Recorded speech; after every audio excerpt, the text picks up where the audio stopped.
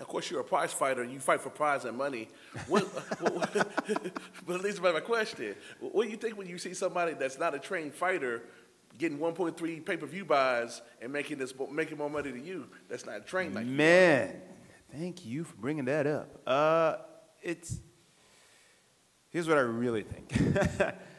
At the end of the day, it's a great business move, but it's just a disappointment too. You know, some people are selling out. I get it. Because I'm looking, I remember watching that or even hearing about it going, I'm working my ass off, literally dying. This motherfucker just comes out there, says a couple of shit, and I know what he's doing. Let's be honest, the guy sucks. He sucks. He really sucks. And look who he's picking.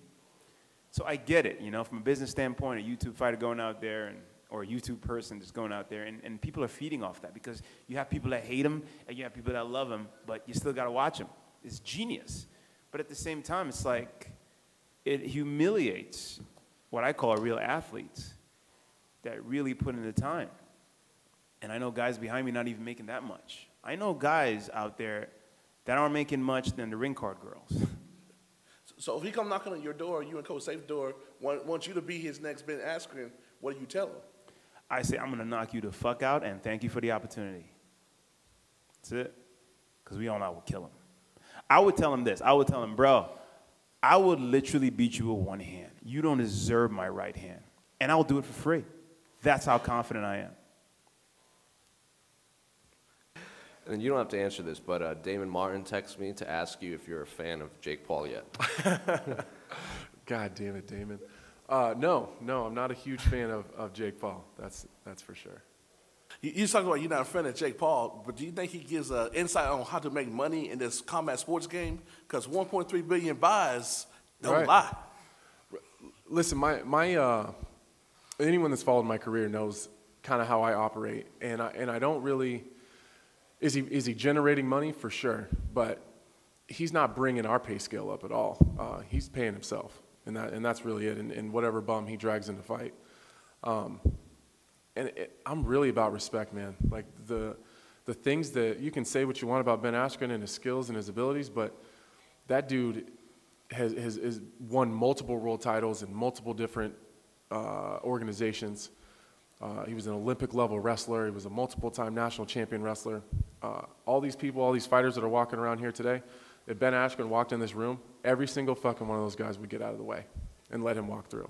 So like the way that Jake Paul talked to him, I had really, really big problems with when he was saying that Ben wasn't able to talk about fighting. Like that's the kind of stuff I'm talking about. As far as the business in the game and the way that he's generating interest and like the financial part of it and the marketing part of it, Jake Paul's doing a phenomenal job. I don't expect him to fight world champion boxers or even UFC top 5 or top 10 ranked guys who can strike. I don't expect him to be able to do that because he just hasn't been in the game long enough, and that's not his fault. I think he's approaching it the right way. I think he takes it very serious.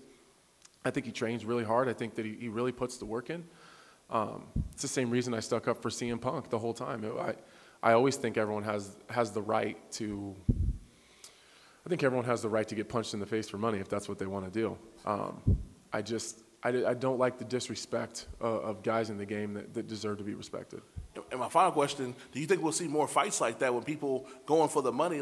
I hope so. I do, man. I hope so. I hope that more guys get those kind of opportunities. I like the crossover stuff. I think some people think it's kind of circus show, but I think it generates interest. I think the fans like it. I tuned in. I paid for it. I like that kind of stuff. And one thing I always liked about you play video games, you watch other sports. What you think about the Askren Paul thing the other day? Did you get to catch that? And what you think about the fallout? I caught it. I saw him get dropped, and I shut it off immediately and pretended like it didn't happen. I was like, I'm not even going on Twitter. I was like, I just can't believe what I just watched. And that whole situation is kind of annoying as hell to watch as a fighter. First of all, if you watch that Triller event, I thought the commentating, everything was very disrespectful to the actual fighters in the boxing ring. Usually you hear uplifting type commentating where they look at the fighters as if they're special people and they look up to them with all the hard work they put in and how they put their bodies on the line. if you watch like Oscar De La Hoya when he was talking about Frank Mir and the way they were like commentating, I just thought was like really disrespectful to fighters, so I didn't like that. That whole event was super weird. And then as far as Jake Paul and Ben Askren, I mean, Ben Askren is a guy who's an Olympian. He's accomplished so much. I got nothing but respect for him with what he's accomplished in mixed martial arts and definitely wrestling. Big fan of him since I'm a kid. And but as far as a boxing wise goes, if you had to pick one fighter that's doesn't have hands, he never needed them in MMA. He was able to dominate not in the UFC but in other organizations, and he could have won some big fights in the UFC too. I think he had the tools to do it just with his wrestling and his grappling.